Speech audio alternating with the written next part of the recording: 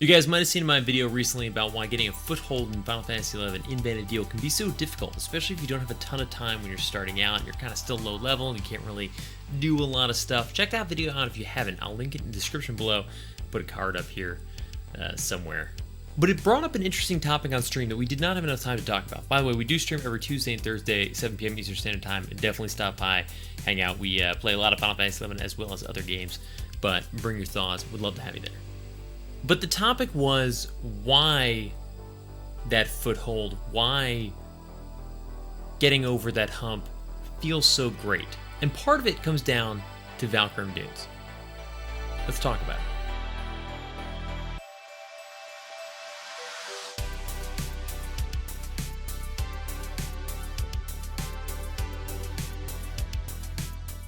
So you might be asking yourself, why Valkyrie Dunes? Why is that important? Is it that it's that frustrating of a zone? And that's where the conversation sort of started, because I was saying how I didn't really want to sink down and level in Valkyrie Dunes anymore now that my warrior was up to like the mid-30s.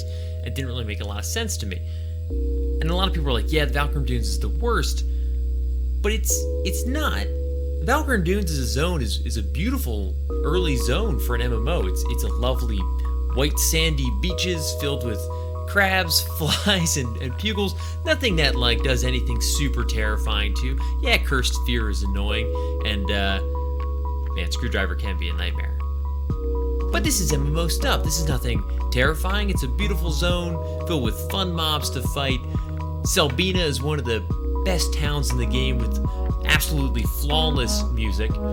So why do we hate it? We hate it because of what it signifies. It's the first group zone for most players in the game. Whether you're starting your 15th job or your absolute first, you're gonna meet up there in this zone, and that's part of what makes it so special, but also so frustrating. Players don't have sub-jobs. They're playing for the first time in groups. They don't really understand mechanics, or they understand mechanics, but there aren't enough job abilities and spells at that point to really take advantage of them. There's not much you can do. Good, bad, great. You're just there. Nobody's gained the abilities that make their job special or unique. Nobody's gained abilities that really give them a leg up. Hell, Thief doesn't even get sneak attack until 15, and it's a glorious moment. But up until 15, it's just like, I don't know, just there. There's nothing for it to do. It can occasionally try to steal from a crab and realize that they have nothing to offer except those shells. Can't you steal like a shell from them or something? So stupid. This is not surprising to anybody. There's nothing going on. So then you move on to Quiffum, right? And Quiffum's a little bit better. Everybody usually has their sub job at that point. The minimum level's around 19 or 20, even if you're just doing worms. So you've hit the point where you've got to level 18, got your sub job, leveled up your next job. You've been in the game a little while. You don't have players that just started 10 seconds ago. People are starting to get a foundation for how the game works. Different jobs are getting different job traits and abilities that make them a little bit stronger. Still nothing super crazy or unique, but it is smoothing out. But Quiffum is also a hellhole. At night, it's practically unusable in certain areas. The skeletons and bogies just make it a nightmare. I love Quiffum. But this formula kind of keeps going. You keep going a little bit further. Players are, every step further you get, players have been playing longer, and it's guaranteed that they at least got a sub job to half that point, so it's even longer than you would think.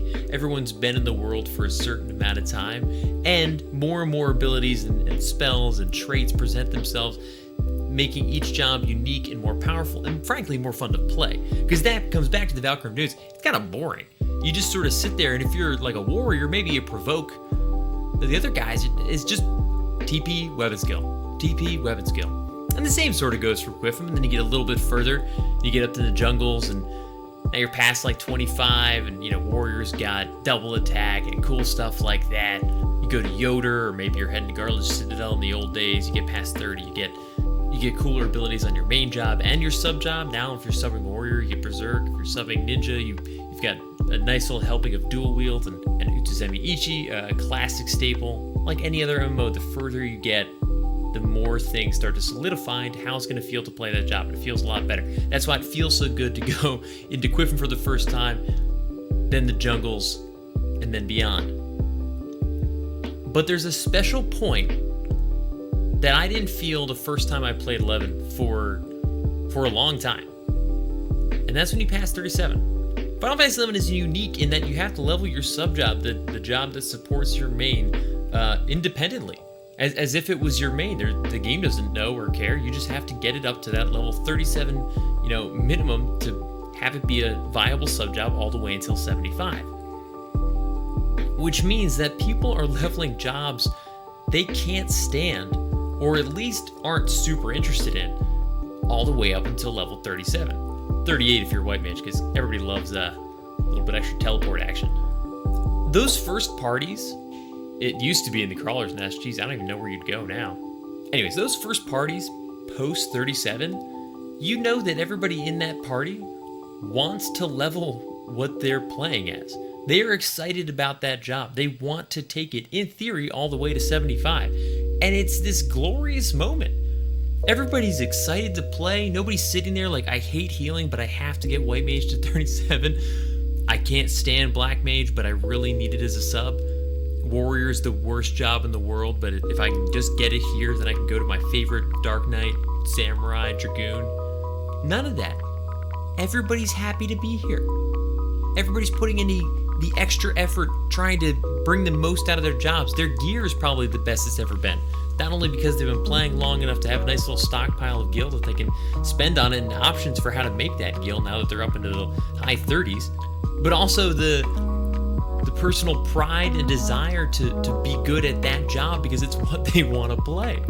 I don't know any other game that's like that, because most games, for better or worse, when you start playing a class, you are that class from day one.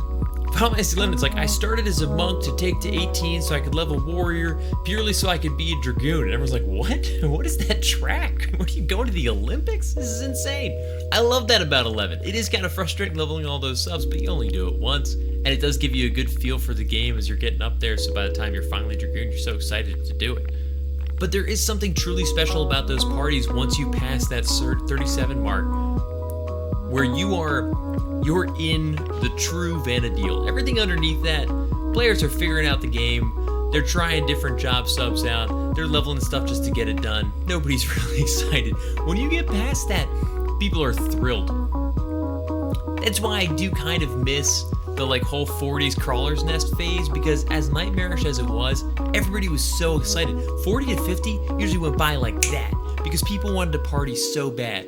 Then you hit 50, you've got the whole artifact armor train coming at you, and the limit breaks and things slow down. But 40 to 50 was like 5 seconds. Everybody was thrilled to get through that because they were so excited to play. You were finally the job you wanted to be, past your sub job level.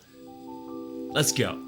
I don't know. We didn't get to expand upon it enough in the stream, and I really wanted to bring it up again. I always thought that was such a cool concept and a foundational part of what made leveling in 11 feels so different throughout the level ranges. And a lot of people are always just like, the dunes suck because it's not because crabs suck. We fight crabs forever. If it wasn't for Treasures of Ottergon, you'd fight them all the way up till 75. They just got replaced with Calibri and imps. But crabs were one of the easiest things to fight. They were a little slow sometimes with Scissor Guard, but they were easy. Those do kind of suck. What was Square Enix thinking, being like, we're going to introduce a level 14, 15 mob. It's going to do petrification. No, there's no way to counter at that level. You can turn around, but players won't know that for at least 6 months of playing the game. They'll have no idea. What an evil idea. And to bring it back all around, once you're past, the high 30s and 40s, your jobs have really come into your own. Samurai's got Meditate. Dragoon's got, I think, 2 jumps. Dark Knight probably has a million ways to kill itself at this point. Everything's feeling good. You're out there and you feel like your job finally, you're playing your job. You've got options. Hell, Dark Knight can stun. This is when the stuff really opens up. Red Mage is about to get convert and refresh. Things are getting fun. Anyways, I wanted to know your thoughts. What are your favorite points in the game? And I guess it's different for each job. 60 is a huge moment for Thief, but maybe not so much for Red Mage or other jobs. But at what point were you just like, finally, I feel like this job, I'm entrenched? For me, it's usually once you get past 37. 30, you probably start feeling like the job, but you're still surrounded by people that don't want to play whatever they're playing. It's funny. Anyways, just wanted to bring it up. Like I said, join us on Tuesdays and Thursdays at 7 p.m. Eastern Standard Time on Twitch. We can chat about it there. Otherwise, guys, keep on the lookout for more videos like this. Definitely subscribe if you're new, and I'll see you guys all in the next one. Peace. Anyway, subscribe if you want to get notified for new videos that are coming out every week like this, and otherwise, I'll see you guys all in the next one. Peace. The Jared.Petty is just fundamentally better in every way. It's a decent looking piece of gear. I remember not liking it that much. But not because it's like not that bad. It's fine. That's the rarest item in the video game. Nervous. You guys have to fire that one off tonight because I can't hit the button. It's too far away.